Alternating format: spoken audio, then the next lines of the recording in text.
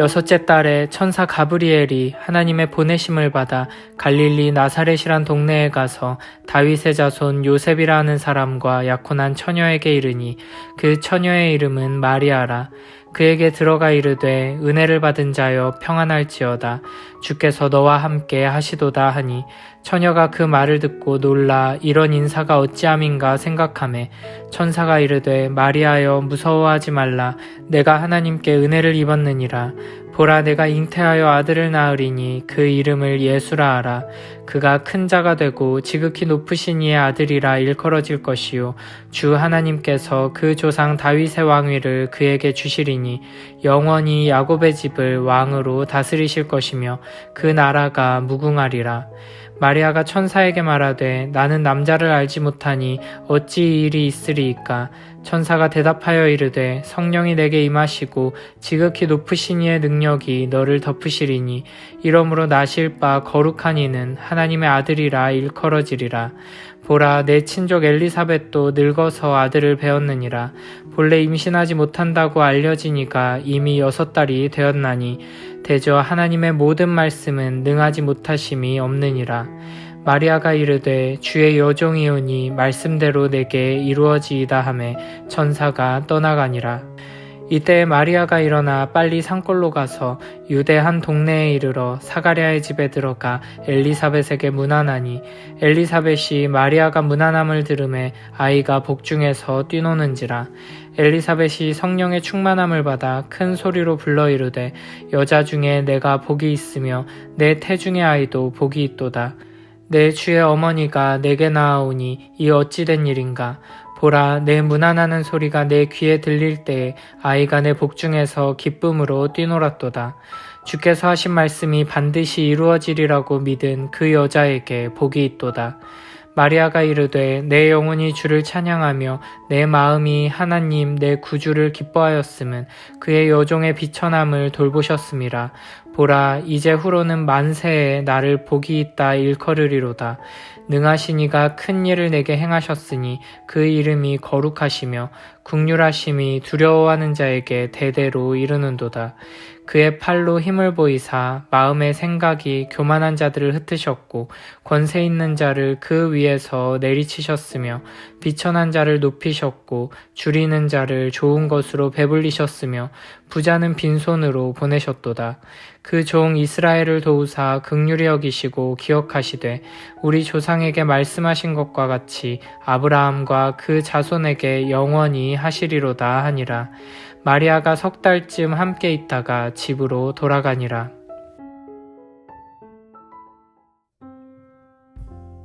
요한의 어머니 엘리사벳이 임신한 지 6달이 되었을 때 천사 가브리엘이 하나님의 보내심을 받아 갈릴리 나사렛이란 동네로 갑니다. 그곳에는 다윗의 자손 요셉이라 하는 사람과 약혼한 마리아라는 처녀가 있었습니다.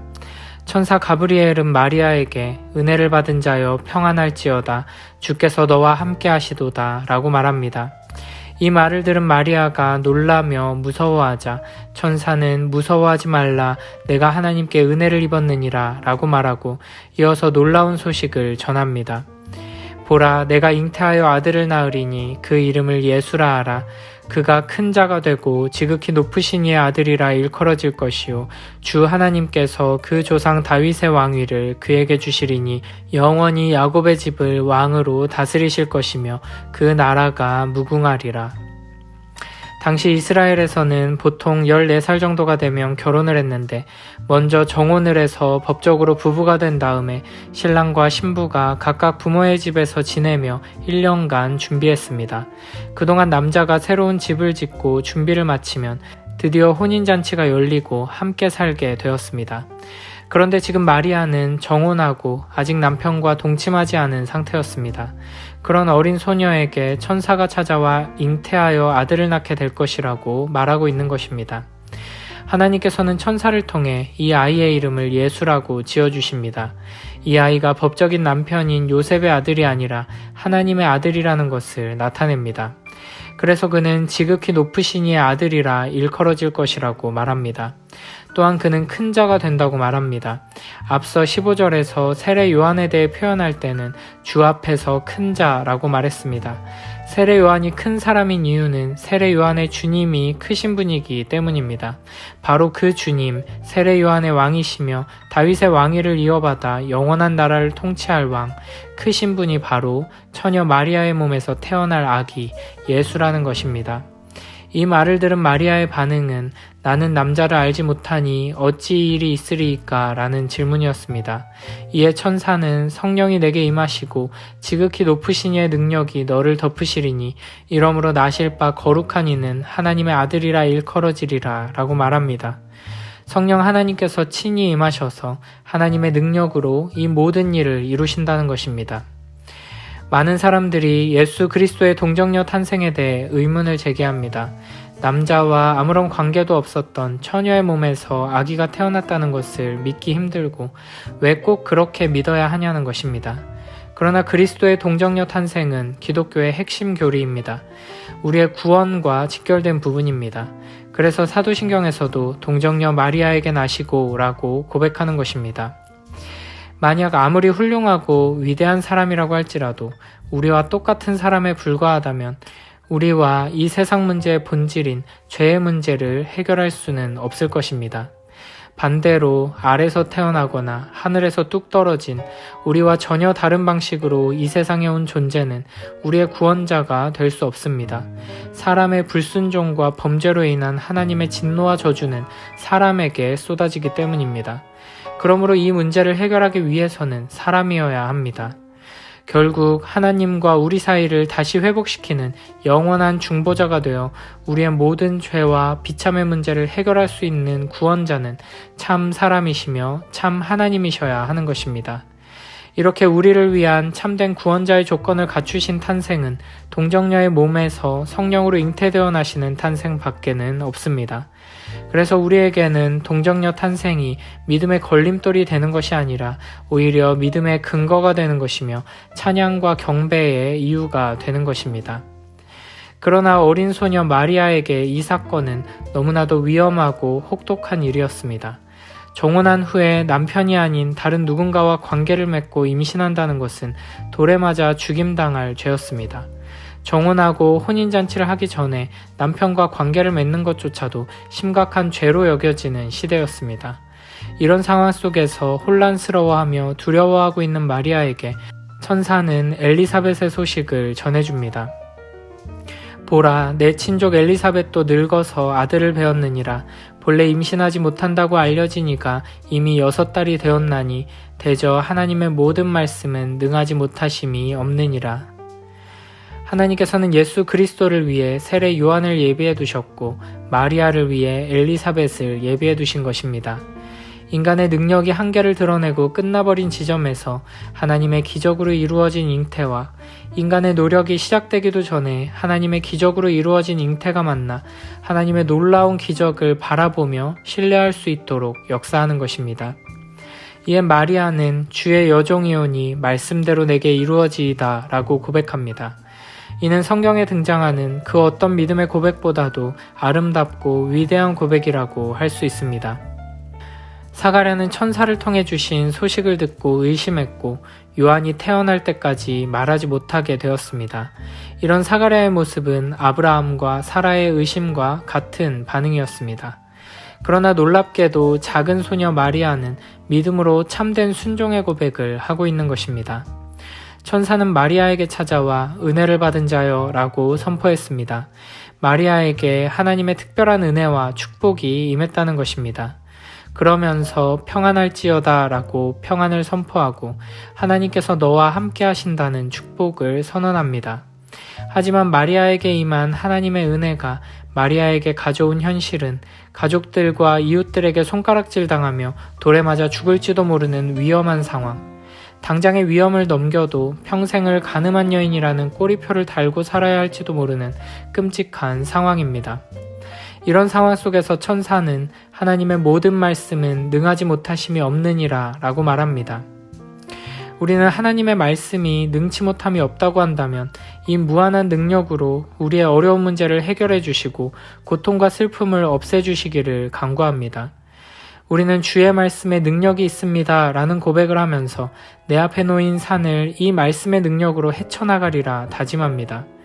마리아가 우리와 같은 방식으로 생각했다면 하나님의 말씀이 능치 못함이 없으니 이 황당하고 충격적인 잉태를 혼인잔치 이후로 미루고 정상적이고 축복받는 출생이 되도록 하셔야 한다고 요구했을 것입니다. 그러나 마리아는 반대로 반응합니다. 하나님의 모든 말씀은 능하지 못하심이 없으니 말씀대로 내게 이루어지게 하소서라고 자신을 하나님께 내어드리는 순종의 고백으로 나아가는 것입니다. 우리는 하나님의 말씀의 능력을 내 손에 쥐고 내가 원하는 대로 휘두르려고 하지만 순전한 믿음을 가진 마리아는 반대로 하나님의 말씀의 능력이 자신을 어떤 길로 이끌던 하나님께서 선하게 모든 것을 이루실 줄 믿고 자신을 하나님께 맡긴 것입니다. 하나님께서 우리에게도 이와 같은 아름다운 믿음을 허락해 주시길 바랍니다.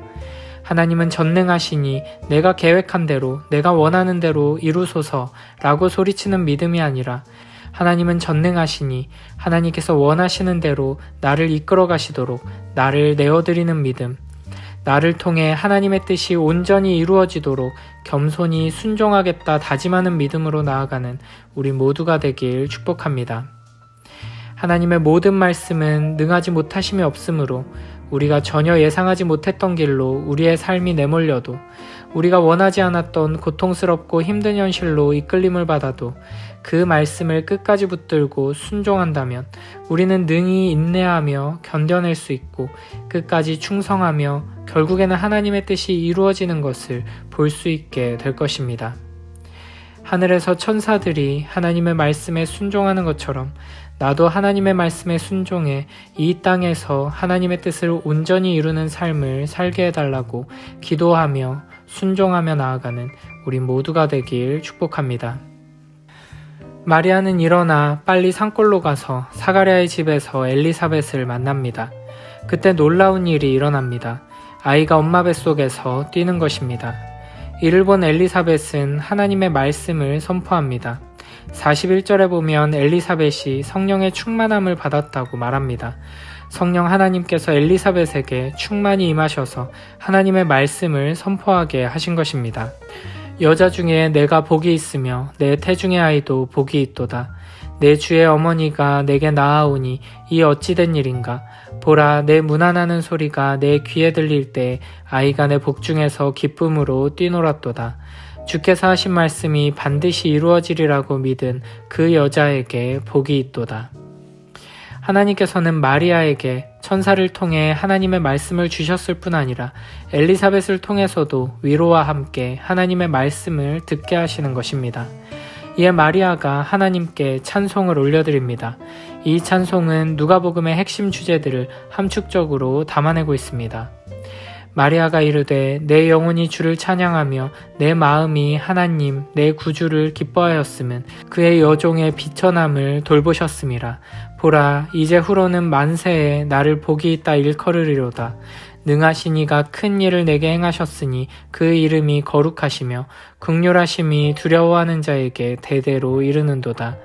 그의 팔로 힘을 보이사 마음의 생각이 교만한 자들을 흩으셨고 권세 있는 자를 그 위에서 내리치셨으며 비천한 자를 높이셨고 줄이는 자를 좋은 것으로 배불리셨으며 부자는 빈손으로 보내셨도다.